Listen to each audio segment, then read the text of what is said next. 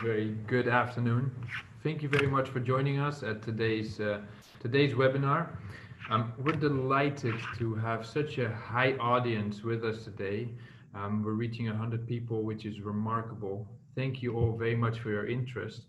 As you will have seen or noticed yourself, at this point everybody is muted.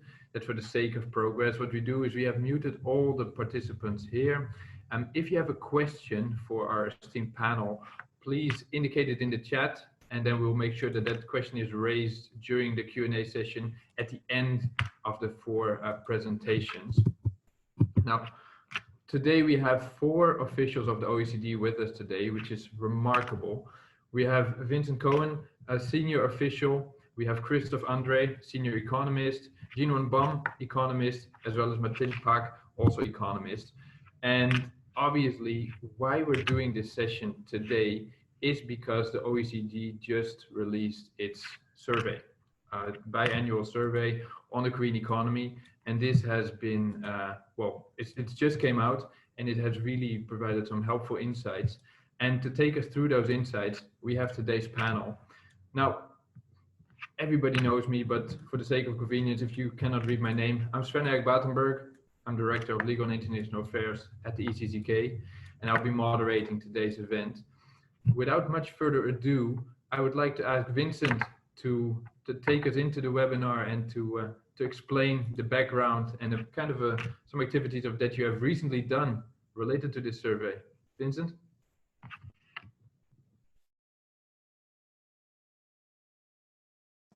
You're still muted, Vincent. There you go.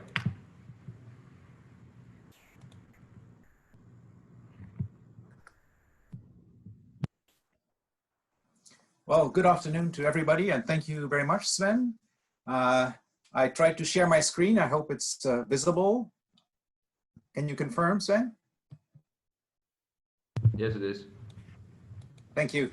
So we're delighted to take part in today's event and to see that there's such a big audience, and we are very grateful to the European Chamber of Commerce for setting it up. The report, as Sven mentioned, was released quite recently in August, virtually, as you can see on this picture, which was taken in the Sejong Press Center. And it's still very fresh. So except for one thing, which is the projections. I will say a few words about that. The headlines that covered the report focused very much on the fact that South Korea is having a good crisis, so to speak, with the shallowest recession among OECD countries, which is why we put Cheer Up Korea on the cover of our report. Usually we don't put slogans on the survey covers, but this time is very special. And so we put this slogan from a drone flash mob above the River Han that took place in July on the cover of our report. Our forecast at the time, last month, was for a 0.8% contraction in Korea, assuming that this is really important, that there's a single wave of coronavirus infections. We had another scenario with a somewhat more pronounced contraction in the event of a second wave. This number has been revised just last week when we published our interim economic outlook, and we revised it to a contraction of 1% in 2020, which is a small revision. I'll come back to that.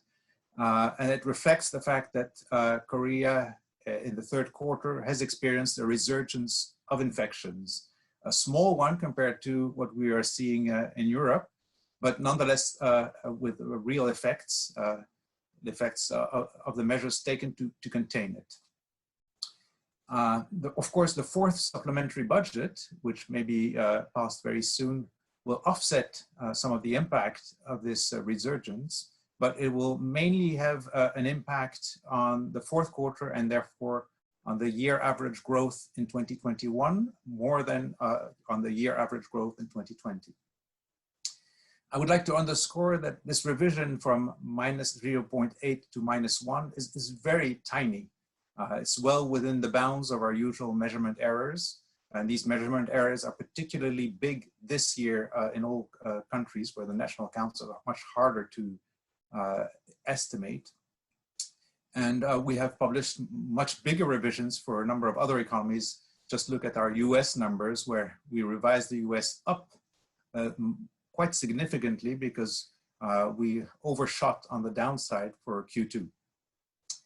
Let me also stress that while much of the media attention is centered on our growth projection, the purpose of our economic surveys, in contrast with our economic outlook, is not so much to provide a short-term economic forecast as to offer a broad assessment of the country's economic challenges over the medium and longer run.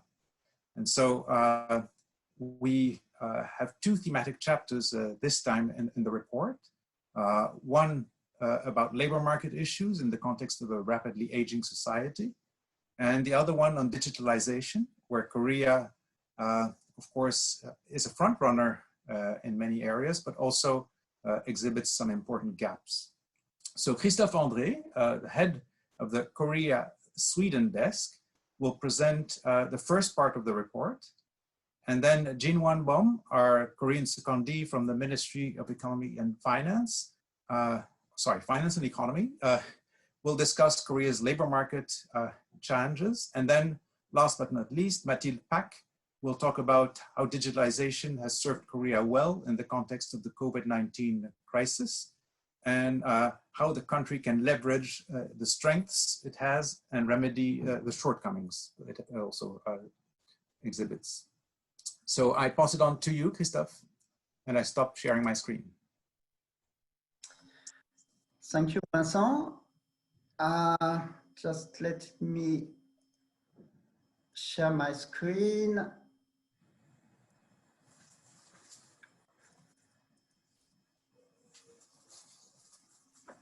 Okay. Yeah. So thanks, Sven, for giving us the opportunity to present our survey. The key messages of this screen, Christophe. Can you see? You see this? I can. Can you make it full screen, perhaps? In the right bottom corner. Let me see. Is this okay? There you go. Thank you very much. Perfect. Yeah. So the first message is that the recovery will be slow. So the government needs to continue to support households and businesses while the economy is recovering. There is also a need for monetary policy support for some time. And going forward, it's important to move from immediate support to public investment that will enhance the growth potential over the coming years. There will also need to be some adaptation in the labor market because jobs are being destroyed and all these jobs are not going to come back, or at least not going to come back very, very rapidly. So some people will need to move to other areas where there is more potential, for example, digital areas or green sectors. But then these people will need to have different skills to work in these areas. And so it's important for the government to support this transition, to provide training, to provide job counseling. This is also very important because Korea has an aging population, so it will be important in the coming years to really mobilize all the labor resources. Regulatory reform is always important to enhance competition and to allow innovation, and especially for young firms.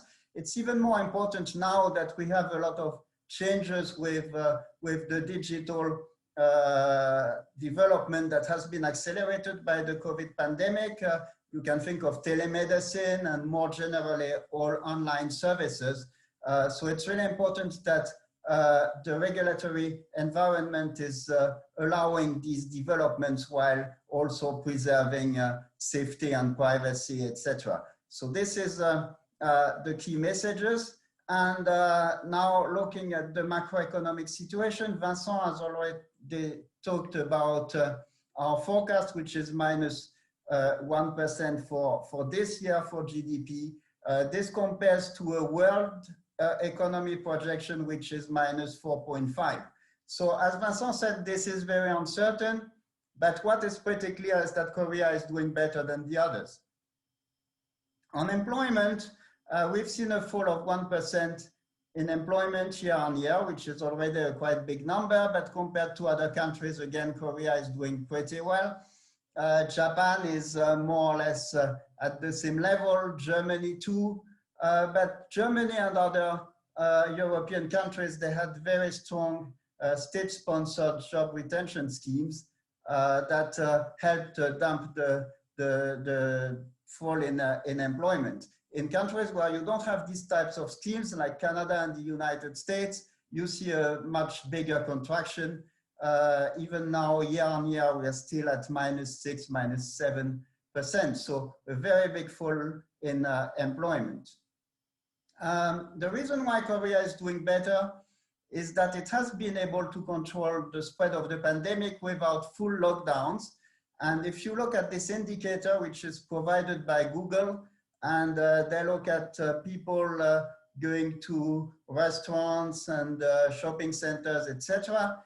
And compared to the baseline, at the peak of the epidemic, you had a 40% reduction in Korea.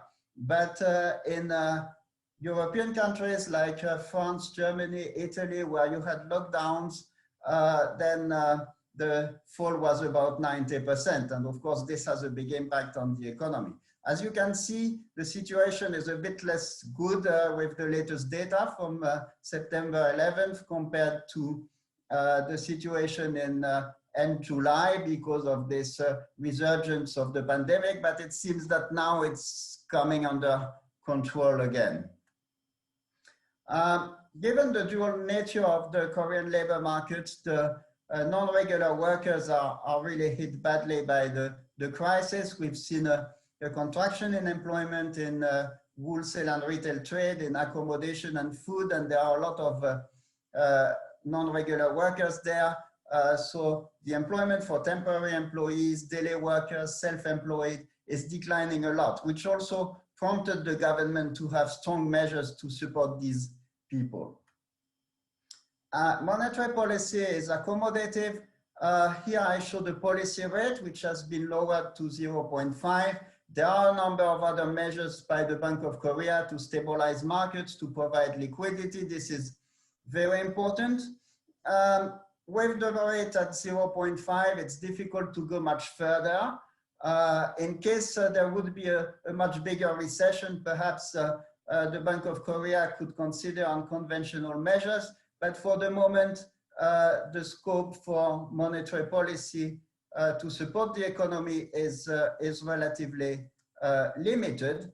But there is more space in terms of fiscal stimulus. The estimate I put here is not an official estimate because our latest estimate is from June, so it's a bit outdated. So this is a crude estimate of what the deficit might be this year. It's probably going to be about 4%. So we are moving from a surplus of nearly 1% to 4% of deficit, which provides quite a support, a boost to the economy. Korea can afford this type of support because they have debt which is about 40% of GDP, which by OECD standards is fairly low. The OECD average is above 100%. It has also a strong credit rating, which is equivalent to that of France and the United Kingdom. So Korea can afford the deficit. Of course, in the long term, there will need to be focus on long-term sustainability of public finances, but now the scope really needs to be on the stimulus. Moving to more structural areas, Korea has scope to raise growth both through higher employment and through better productivity. The employment rate in Korea is below the OECD average, and that's particularly because of the low employment rate of women. And there is a lot of potential there, especially as Korean women are generally very well educated, with a lot of them having tertiary education. So improving the opportunities for women, also for young people, is something that can provide substantial benefits. In terms of labor productivity, Korea is about 20% below the OECD average, even more if you measure by hours worked instead of by employee. And this reflects the duality of the economy. You have a very strong industrial sector, very strong big firms, but in SMEs and services, productivity is much lower. So improving productivity in these sectors is a very important goal, and digitalization can help in that respect. Mathilde is going to come back to this. Growth also needs to be greener. That's the global challenge we have on climate change, and CO2 emissions have come down in Korea as in other OECD countries, but emissions are still higher in Korea. Of course, Korea has a bigger industry, so that explains part of the difference, but not all of it. Korea is still burning a lot of coal, and in addition to emitting CO2, you also have an impact on air pollution, which is a big issue in Korea. Of course, part is due to emissions by neighboring countries, but part of these emissions are also from home. And you see that the situation has improved since 2000. Lower share of the population is exposed to very high air pollution, but still compared to the OECD, the exposure of the Korean population is quite serious. One positive is technology, because Korea, of course, has very good technology, and the share of inventions that is linked to the environment is now above the OECD average, slightly above. Perhaps more importantly, it has risen much more over the past 15 years. So technology is part of the response to climate change. Of course, carbon pricing and regulations are also very important in that respect. I finish with the key recommendations we have on this part. So continue to support households. It's important to have very targeted support, and we see that the fourth supplementary budget is much more targeted than the previous support. So this is going really in the right direction. And it's also important to have plans for long-term sustainability, to have scenarios. And also we have seen some scenarios published by the Ministry of Finance recently. It's also important to support growth-enhancing investments, particularly in digital fields like 5G, artificial intelligence, and also to have some cost-benefit analysis of these projects. It's very important that the fiscal measures are both increasing demand in the short term, but also increasing the supply potential in the long term, because this is what will make it very sustainable, and that will allow to share the benefits, to create jobs, to create growth. So this is decisive. And finally, monetary policy should remain accommodative. And in the case the situation really worsens, the Bank of Korea should have contingency plans to perhaps implement some unconventional measures. So I will end up with this. Thank you for your attention. Thank you very much, Christophe. Jinwoan, do you want to take over the baton? Yeah. Okay, wait a second, please.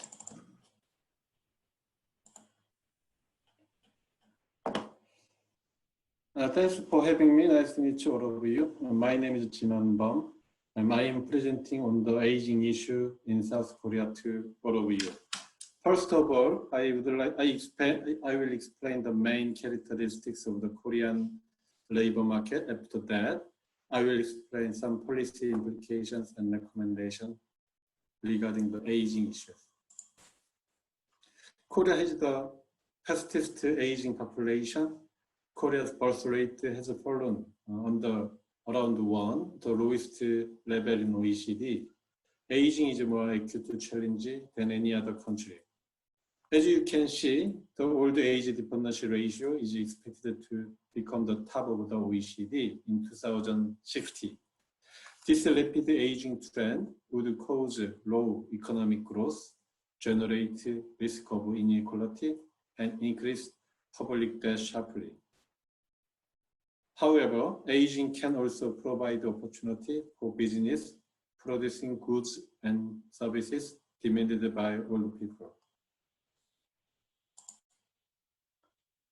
Secondly, disadvantaged groups face larger employment gaps compared to the employment rate of prime age males aged 24 to 54 years. In 2016, the employment gap of the disadvantaged groups is around 32%. That is much higher than OECD average of 25%. Among these groups, the employment gap are particularly larger for young people and women with young children and older workers aged 55 to 64 years. The COVID-19 crisis has impacted further on these groups. For example, total employment declined by 1% year-on-year in August, but temporary workers and daily workers lost over 6% and 5% respectively. Promoting and enhancing employment rate of these groups should be key priorities to South Korean government. Job quality is also problematic, especially compared to the OECD countries. Many workers earn low wages and work very long hours. In the left-hand side, Korea's low salary incidence in red bar is above the OECD average in green bar. In the right-hand side, Korean workers for all age groups also work much longer than the OECD average countries. Particularly, older workers work much longer time. That reflects weak social pensions, and also it shows skill shortages and a rigidity of labor market as well. The government has made efforts to reduce the long working hours. From 2018, total maximum weekly working hours has been reduced from 68 hours to 52 hours. Next slide. Another feature of Korean labor market is the widest gender wage gap. Women's employment in Korea is relatively low, especially past age 30. Many women quit their job when they have children or raise them. After childbirth and childcare, many women often re-enter the labor market as non-regular workers. This is a major cause for the wide gender wage gap.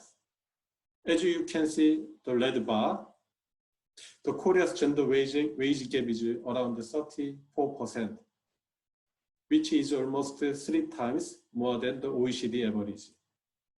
To narrow gender wage gap this year, the government opened a salary comparison website that is giving salary information with 6 criteria: firm size, business type, occupation or job career, and sex and academic background as well. This slide shows the employment rates, falls more slowly with age. As you can see, red line, the Korea ranks 30th on the employment rate for people aged 25 to 54 years old. However, Korea's ranking is climbing as age increases, reaching the top rank for people aged 70 to 74 years old. Due to the low pension benefits and insufficient safety net, a large portion of Korean older people inevitably works for their living cost. The Korea's average full retirement age is around 72 years old, much higher than the OECD average. Relatively, the elderly are very poor. Korea has the highest share of the people in relative poverty. Meanwhile, the relative poverty rate of the other population aged 18 to 65 is slightly higher than the OECD average.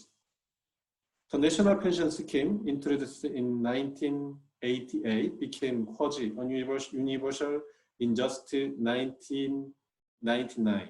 Accordingly, the current replacement ratio of the National Pension Scheme is very low, around 43%, compared to the OECD average of 60%. Another weakness is that many older workers in non-regular jobs are excluded from the social insurance scheme. Expanding the coverage of the national pension to non-regular workers is another challenge to South Korea. Compared to OECD countries, Korea's youth employment is very low. This reflects long studies, especially labor market reality. It is often believed that older workers or early retirement could create job opportunities for young people. However, as you can see the slide, there is a rather positive relationship, not negative relationship.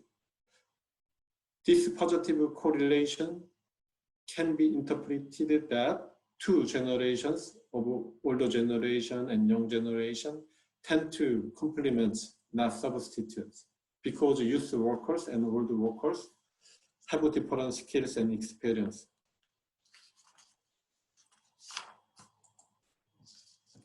Next two slides are summary and key recommendations for raising employment and enhancing job quality. Korea should protect non-regular workers and platform workers to withstand possible future pandemic impacts. Social insurance schemes need to extend with more effective enforcement. And Korea has focused on more direct job creation rather than public employment service. For more effective support for job seekers, Korea needs to allocate more resources and policies for their public employment services and training program. Next, Korea has no statutory cash sickness benefit, unlike the most OECD countries. Korea needed to support employees' rehabilitation and their return to work. Korea should prepare the introduction of cash sickness as planned in the New Deal project. And with the view to raising minimum mandatory retirement age further, Korea needed to make efforts for longer career jobs of people as well. Korea also needed to increase inclusiveness. For this, Korea should increase the basic pension further, currently 300,000 Korean won, to help the elderly people in absolute poverty. Korea also needed to phase out the family support obligation from the basic livelihood security program. As I explained in the previous slide, Korea should make efforts to reduce the gender wage gap. More transparent information on salary difference could help to address gender inequality in the future. Thank you for listening to my presentation. Thank you very much for your insights, Jinwoan. This is great. This ties back further into what Christophe and Vincent have indicated. And now, obviously, we're looking forward to the last part. Mathilde, can you take it away? Yes, I will share now my screen.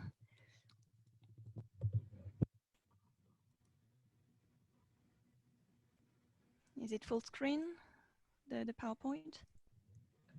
Not yet, but let's see. Ah, yes, okay. There we are. There we are. Now for the last part about the digitalization, when it comes to emerging digital technologies, Korea is a top player with an outstanding digital infrastructure, dynamic ICT sector, And 5G has been introduced nationwide before any other countries in the world. And this has spurred numerous projects to enhance competitiveness, innovation, and the quality of life. Projects like smart factories, smart grids, smart healthcare, smart cities, smart roads, just to name a few. And on top of that, Korea has been praised for its swift and efficient use of advanced digital technology tools to contain COVID-19 without shutting down all the economy. And the tools like AI to use it for fast testing, or mobile apps like the Corona apps map that you can see here to have the location of confirmed cases of COVID-19, or untagged services like deliveries by this kind of very cute AI robots. So as you can see, digital technologies offer opportunities to raise firms' productivities as well as the population well-being.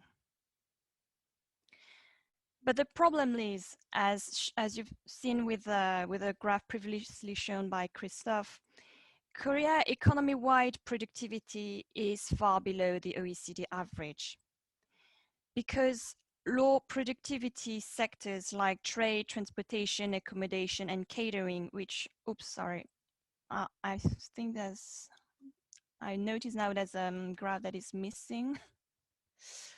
Okay, sorry for this mishap. As you can see in this graph, with these low productivity sectors, so like catering and transportation, which are hidden in these other business services, they account for a high proportion of employment compared to the OECD average. And most of the jobs created in new SMEs are in these low productivity sectors. And even in high productive sectors like the manufacturing, SMEs are less productive than large firms. So we have productivity gaps between manufacturing and services, and between SMEs and large firms. And this weighs on the economy-wide productivity. And these productivity gaps between SMEs and large firms, they are reflected in digital gaps.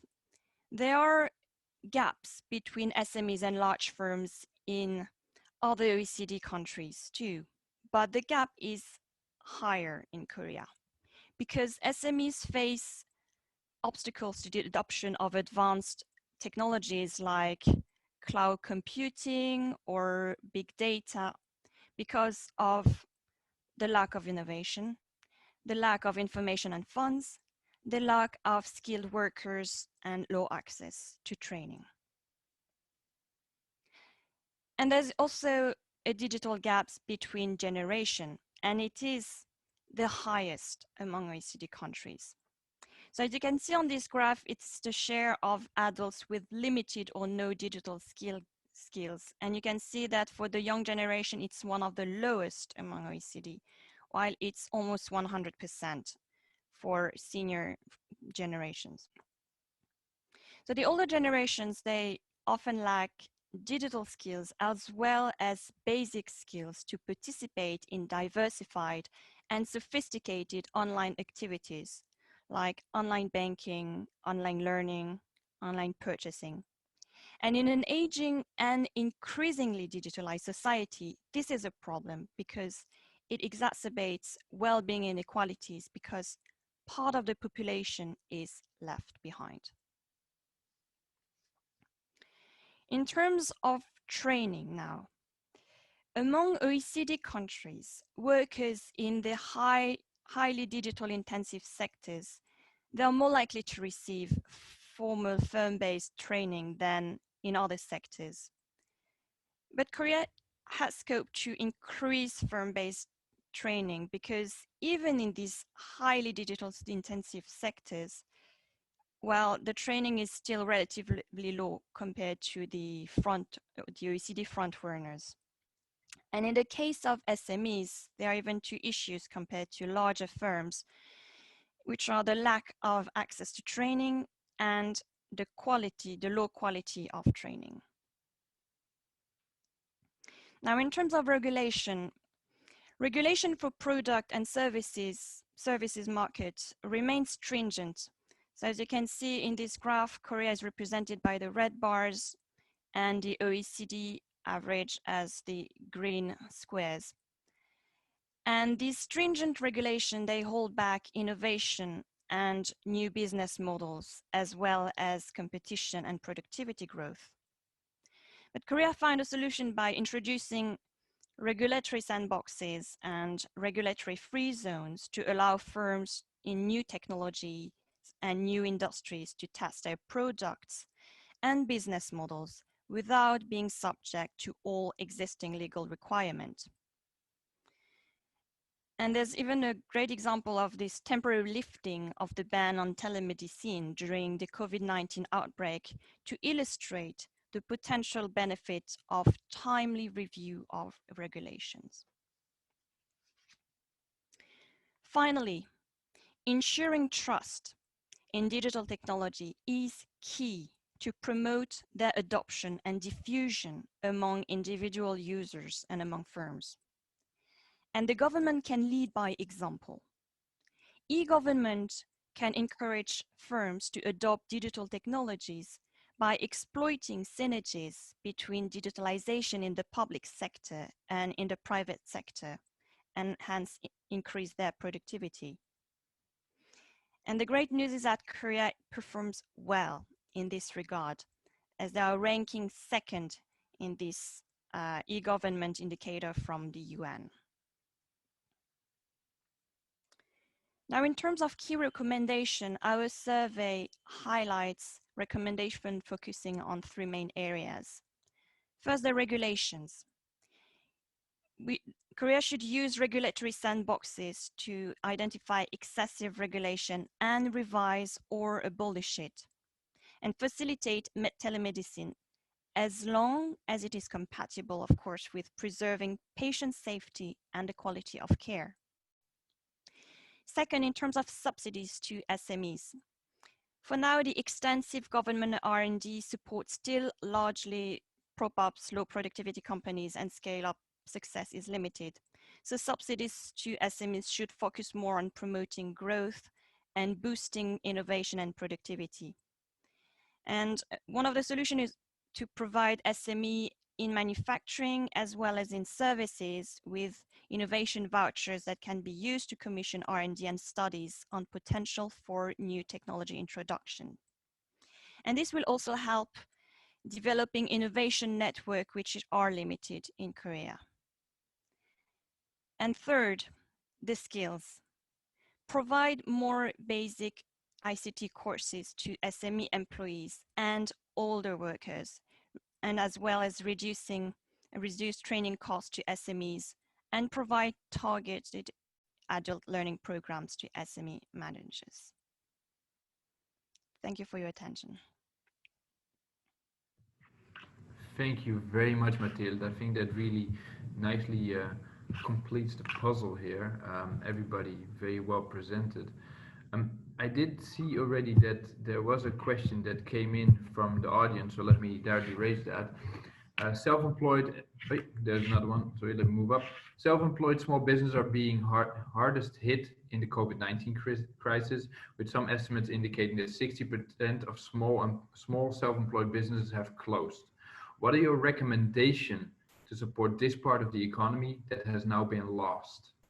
This, I think it would apply to anybody, but yeah, you can decide amongst yourselves who would be the right person to speak. Okay, I can take it. Well, there are a number of measures that can be taken, and the first thing is that for many of these self-employed people, they have very limited resources. So it's important to support their income, and we have a bit of this actually in the fourth supplementary budget. We have seen also support previously on that line. So I think this is important, and then try to provide some relief from the fixed costs when businesses no longer have any cash flow, trying to allow them to have some some loans to have lower interest rates, to be able to postpone or even to avoid taxes. Also, perhaps arrangements on rents can be useful in some cases. So these measures are useful for the businesses that can come back, where demand is low because of the virus now, but that will come back. But there are some areas where there might be less demand in the future. So then it's useful to help these businesses to adapt. For example, moving from restaurants to have a part of catering using digital platforms, but the people don't necessarily have the knowledge, have the skills for this. So it's also important to try to help them to achieve this sort of transition. Thank you, Christophe. And to some extent, it also ties in very nicely with what Mathilde said. Indeed, particularly the elderly generations, they are not there. Another question from Mathieu Gott. Seniority-based salary increase, the Hobong system, is still widespread among big export-oriented firms in Korea. They have to cope with it thanks to increasing productivity, windfall of Chinese markets, and inflation. These three benefits are now shrinking. Do you think that this system of seniority-based salary increase can survive for many more years without destroying Korea's competitive advantage? And if not, how could it be removed? I don't know if we have enough time in this webinar to discuss about this, but any insights here would be welcomed. Well, I think it's a very important question. What you have in Korea is that you have an aging population, and you have a lot of people retiring very early from their career jobs because of seniority wages, or also other reasons, but seniority wages are important. So I think it would be very positive to be able to allow people to continue longer in their career jobs, but at lower wages. In Japan, they rehire people at lower wages and lower responsibility, but that's the second best solution, because ideally you want these people to continue to work in better jobs, better productivity jobs. And then for this, you need to invest in lifelong training.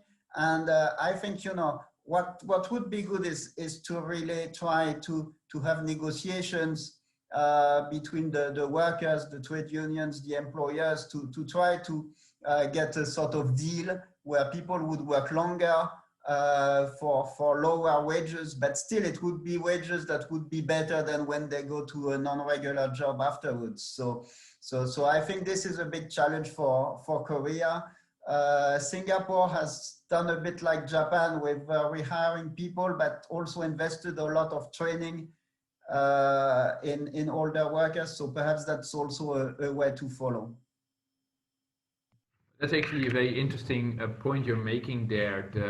The relationship with the unions in itself, given that the OECD looks at more countries, as we all know, that there's various countries where there's good relationship with unions, and things actually you have more of a collaborative approach.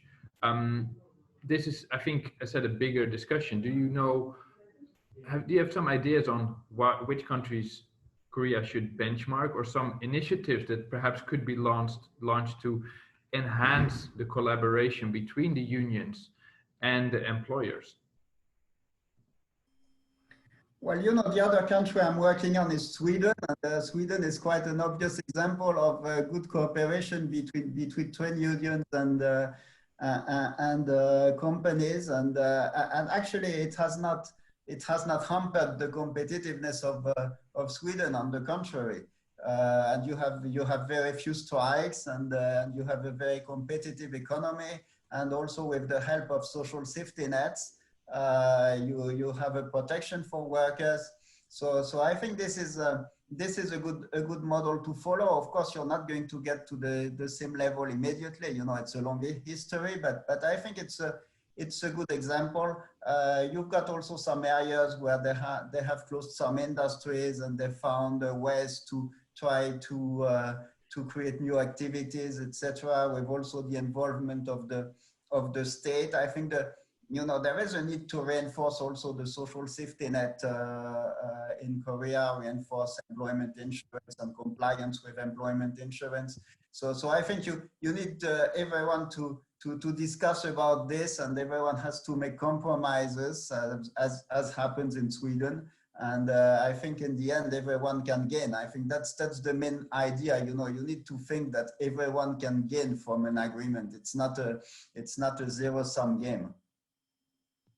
That's a very, very good point. And no, when is the report for Sweden coming out, so we can be sure to have a look at that one? Well, we are just starting to work on it, so it's going to be out sometime next summer. But you can look at the previous one that was released last year. Yeah. Exactly. No, that's and good. You know, there is also a lot. I mean, the Nordic Council and the trade unions. You can go to their websites and you get the Swedish government too. So there is a lot of information in English. So you can go and look at this. That's indeed a great example. Thank you, Christophe. Now, talking about earlier reports, you mentioned that there was, of course, initiatives undertaken to decrease the working hours here, and that was since 2018. Do you know, is there between this report and the 2018 report, are there significant differences in terms of the actual working hours? Because, of course, many of the initiatives deployed relate to the working hours in one particular job. However, for some people, that might be that's not a solution. They just means that they need to get another job in a different field. So by de facto, they might even work more hours just in multiple jobs. Do you see something reflected like that in this year's report as well? Well, you know, it's a bit early to say. We've got in the survey some estimates from our colleagues from the Labor Affairs Department, and they have seen a decrease in the number of hours worked in big firms where the measures first applied. But for what you mentioned is going mainly to be relevant for small firms, and then we are not yet in the phase of implementation, so it's too early to say.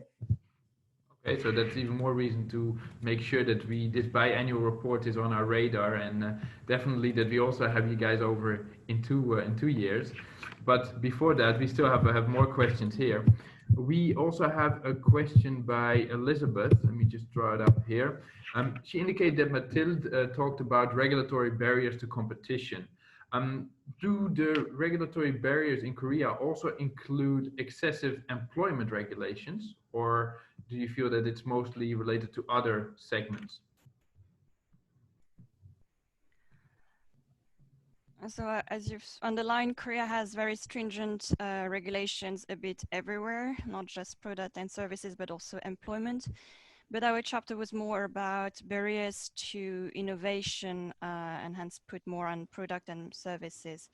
So just to give you an example of how it can be a problem for competition in the end was, so we have this example of this watch, Huno, which is an electrocardiogram monitor. And because of regulation, because it's very stringent, because whatever is about telemedicine and distant medical services is very stringent, that in fact, they already managed to make this watch ready to be released on the public market. But because of this regulation, they couldn't. And in the meantime, Apple already released their own watch. So this is an example of how these regulatory regulations are problematic for innovation, and that's what we've been putting more emphasis on in the chapter. No, sure. If I may add a word on the labor market, it's true that you have fairly strict regulations on the labor market, and more generally, the functioning of the labor market is such that it makes reallocation between sectors very difficult. If you're in a big firm, you're not going to move to a small firm. And I think more flexibility in the labor market is necessary. But you know, it's a whole package. I mentioned Sweden before, and their philosophy in Sweden is really to protect workers, not to protect jobs. So maybe jobs will be lost, but workers will be retrained, will receive some support to move to other jobs. So the regulation is a bit softer, but at the same time, you get some support for workers. And I think this is the type of model that Korea will need in an era where you're no longer in very well-defined industrial structures, but where you're in an economy that is moving very fast and where you need to adapt very quickly, and perhaps you're not going to spend all your career in a single firm. Oh, thank you, Christophe. That ties in so nicely with, I said, the figures you showed about the ICT skills at elderly ages, really making sure that indeed it's about the workers, protecting them. And I mean, the audience here will know, many of them, of course, being from a company background, that the regulations make it very difficult to help people to develop. Obviously, at some points, it might be difficult to get rid of low performers for whatever reason. But indeed, as you said, if there can be a package to increase this as a whole in various fields, to retrain, etc., then that's good. One particular point that I noted is also that when it comes to the handicapped people, the employment of handicapped people, Korea there also lags behind. And I can say from what we heard from companies is that indeed the issue there is by no means that companies do not want to have handicapped people working them. They want to, but unfortunately the talent pool is not of such a level that employers are actually able to provide them quality jobs. And then it's going to come down to the employer simply paying the fine, even though they would be reluctant to do so because they want to create those opportunities, but they're simply the talents that are there are not sufficient for what the current society demands. So this is your points really echo very much what we have found as well. Now, in terms of further how and I think this is good for Vincent. It's great to see that there has been interest from the Korean media.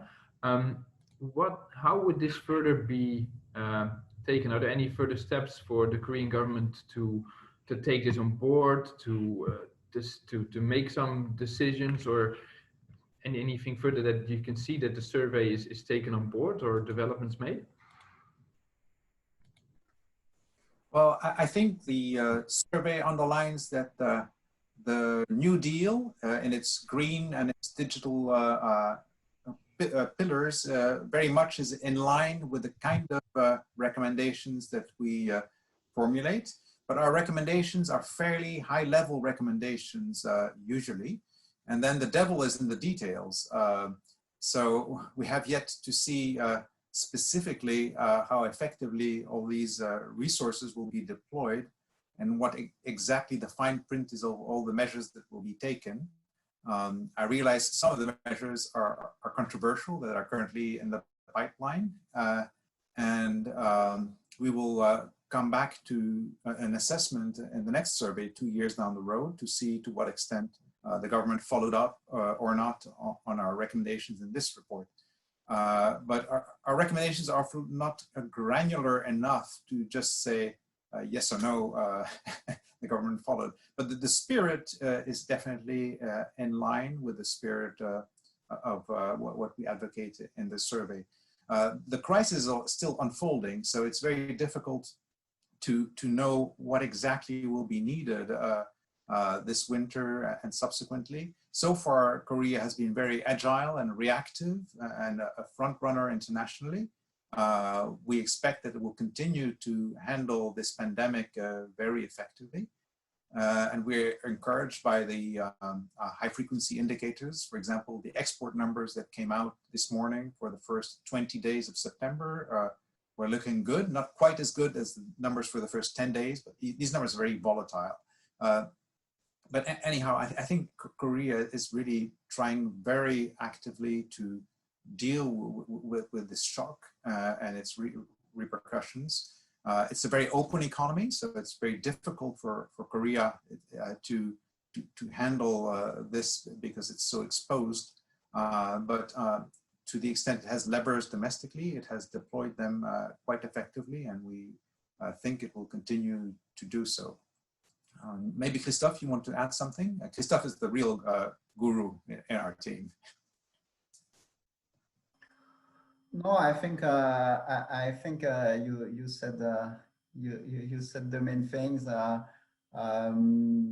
know, I mean, this crisis has a lot of uncertainty, so it's difficult to see exactly how things develop. But I think what is very important is that the Korean government is very reactive, and they are implementing measures that I think are going in the right direction.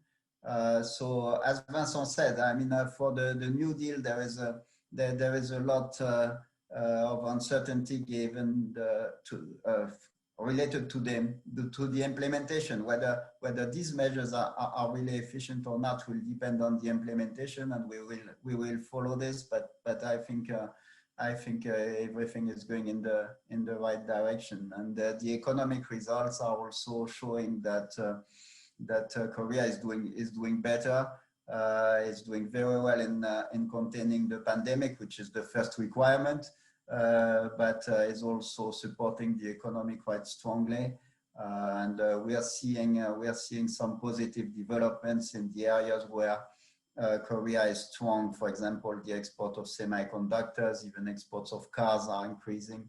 So I think the outlook looks relatively positive, even though we don't know how the global economy will evolve. I mean, there are some worries in Europe, for example, about a resurgence of the pandemic for the moment. And of course, since Korea is an exporting country, if exports go down, there will be a negative impact. But we don't know what's going to happen. It's a very difficult time. No, exactly, and that's where your report comes at such an important time, and particularly during these difficult times, having such a sign of hope, a sign of some effective measures is very, very welcomed. Now, with that, our time is up. I would like to thank all four of you for your excellent contributions and for simply being available to do this event for our audience. I said it was a pleasure. I have a sneaky suspicion there'll be more to come. But for now, again, thank you very much. Thank you as well to the audience. And we look forward to seeing you in the nearby future at our further webinars. Have a great day for now. Stay safe. Same to you. Thank you very much. Thank you. Thank you so much. so much. 감사합니다.